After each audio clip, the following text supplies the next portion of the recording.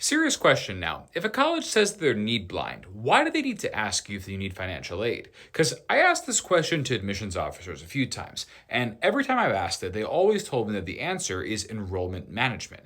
Now, here's the thing because I actually work in this field, I know that enrollment management really means figuring out how many students you're going to accept. Now, that makes a lot of sense because these colleges are businesses, and if they accept more students than they have the budget to give them scholarships for, well, then they're going to run out of financial aid money, right? It's really a problem for them. So they need to manage how many kids that they accept who need financial aid.